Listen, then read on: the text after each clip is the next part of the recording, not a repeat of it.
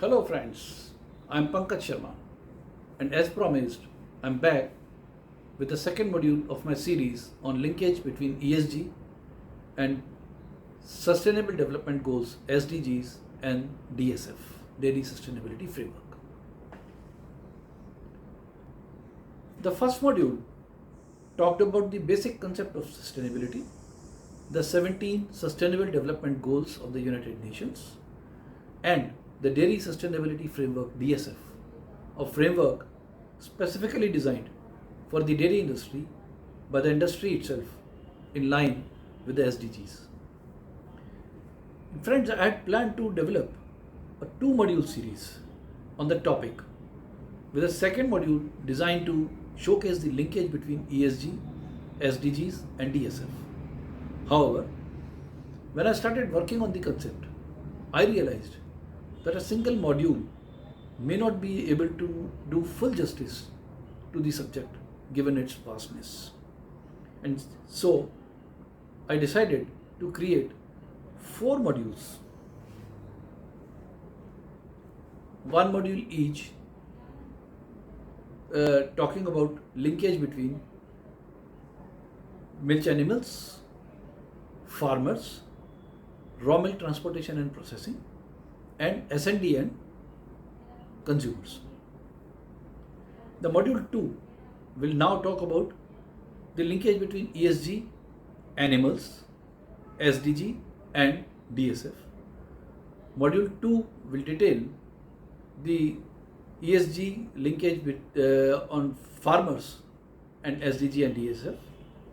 Module 3 will talk about raw milk transportation and processing.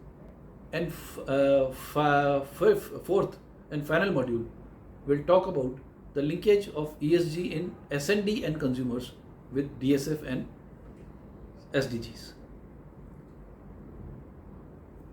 Hope you will like the presentation as much as you appreciated my first module.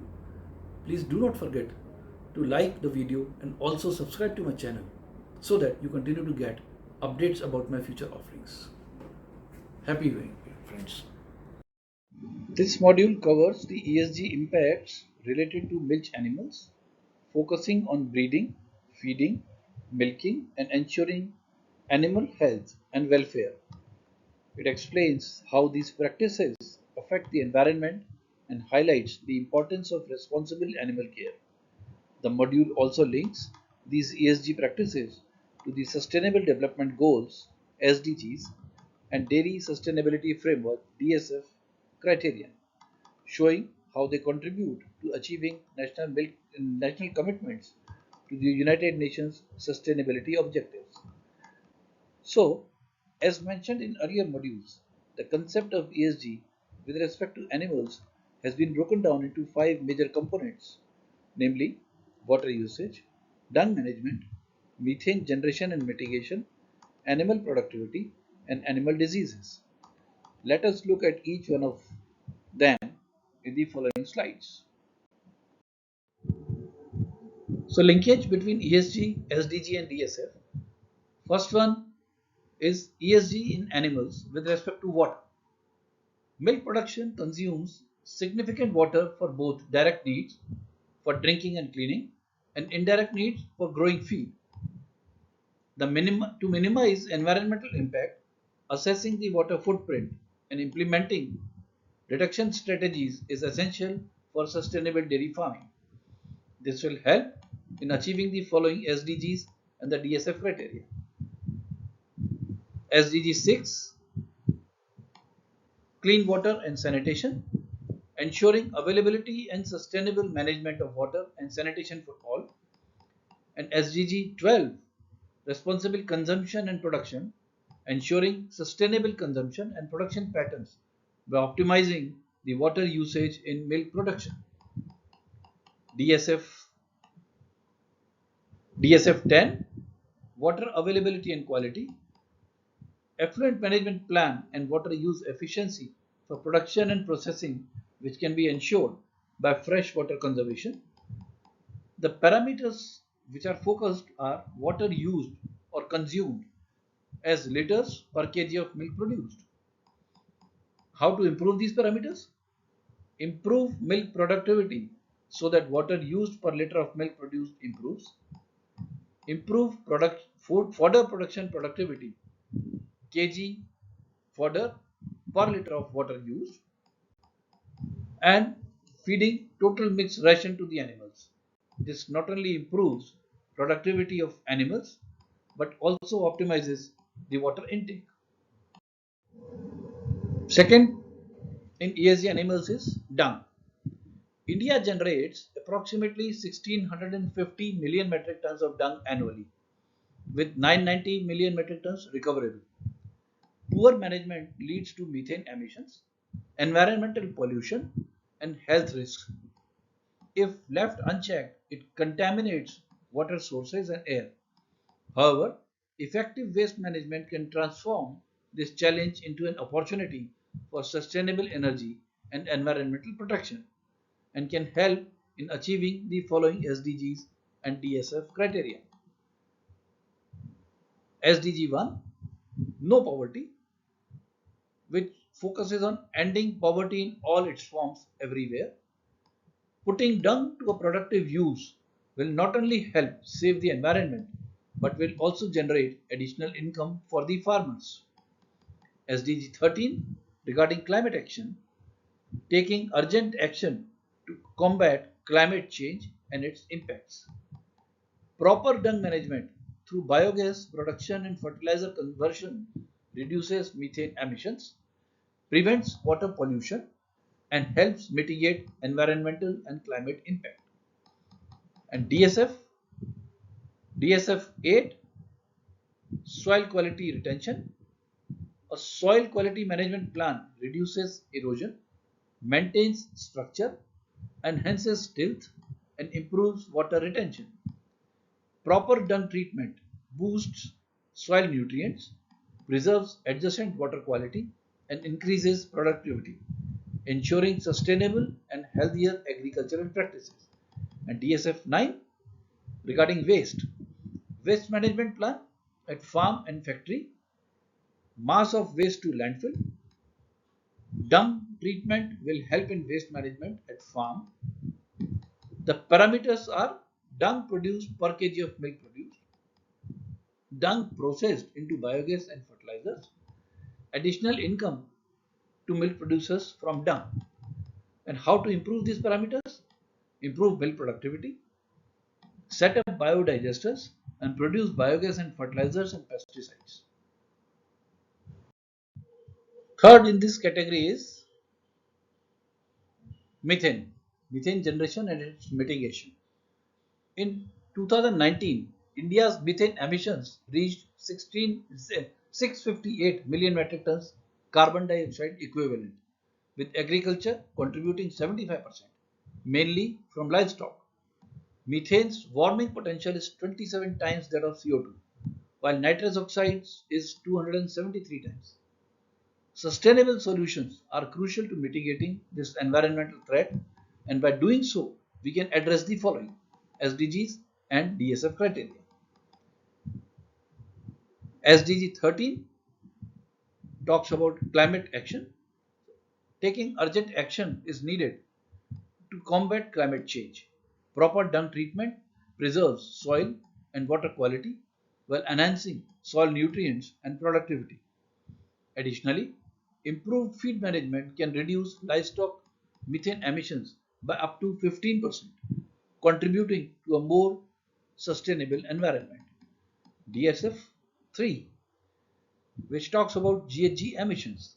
GHG emissions using IDF standards and life cycle methodology are measured, and proper feeding practices and treatment and proper reuse of dung will help in achieving this. The parameters are methane generation in cubic meter per kg of milk produced. And how to improve the parameter? Improve milk productivity, feed total mixed ration TMR to the animals. This not only improves productivity of animals but also helps in reducing methane generation by a judicious mix of forage and concentrates. Fourth in this series is feed and fodder. Feed and fodder production impacts land use, water consumption, and pesticide use, affecting milk quality. Additionally, different fodder and feed combinations influence enteric methane emissions from livestock, highlighting the need for sustainable practices to reduce environmental impact and improve dairy sustainability. The SDGs which are directly linked to this criteria are SDG 6, clean water and sanitation, ensuring availability and sustainable management of water and sanitation for all, which can be complemented by improving water productivity, thus conserving fresh water for drinking and food production purposes. And SDG 15, which talks about life on land, protect, restore, and promote sustainable use of terrestrial ecosystems, manage forests sustainably, combat desertification, halt and reverse land degradation, and halt biodiversity loss by improving fodder productivity and freeing up land for better use. And DSF 7, which talks about soil nutrients, nutrient management plan to enhance production and reduce water and air pollution, monitor nutrient use efficiency, reduce nutrient impact on water quality and air pollution. Plan to also include requirements for soil quality and retention criteria. And DSF 8, which talks about soil quality and retention, soil quality management plan, reduce soil erosion, maintain soil structure, increase tilth, improve soil water holding capacity, drive productivity, and ease the pressure on land for better purposes. Parameters are kilograms of fodder fed per kg of milk, ratio of fodder and concentrate feed, fodder produced per acre of land. And how to improve parameters? Improve fodder productivity, thus helping reduce water usage per kg of fodder produced. Total mixed ration. This not only improves productivity of animals but also helps in reducing methane generation by judicious mix of forage and concentrates, thus optimizing fodder requirement and free up land for better use. Use of organic manure in place of chemical fertilizers, improving soil quality and fertility. So fifth in line is animal diseases. Animal diseases affect health and productivity of animal while posing risk to humans through contact or milk consumption. This can lead to serious social and public health issues, highlighting the need for proper disease management and preventive measures to ensure safety and well-being. This will in turn help in achieving the following SDGs and DSF criteria. SDG 3, good health and well-being, ensuring healthy lives and promoting well-being for all at all ages. And DSF 1, animal care, controlling somatic cell count through better animal health. Welfare plan, parameters are somatic cell count, incidence of mastitis, FMD, and other diseases. And how to improve these parameters? Using ethno-veterinary practices, education of farmers for judicious and minimal use of antibiotics and other medicines, clean milk production practices, timely vaccination and regular cattle camps in villages. With this, we come to the end of Module 2, detailing the linkage between ESG protocol with respect to milch animals, sustainability development goals, and DSF criteria. Hope I have been able to do justice to the task I had taken upon myself. If you found the presentation interesting and useful, please do not forget to like it and subscribe to my channel if not done so far. I would request you to please share your views and feedback so that I am able to improve my future modules. In case you have not seen the module 1 of this series, please click on the link given on this slide. I have also shared my contact details in case you want to get in touch with me and provide your feedback or suggestions. Thank you very much and goodbye for the time.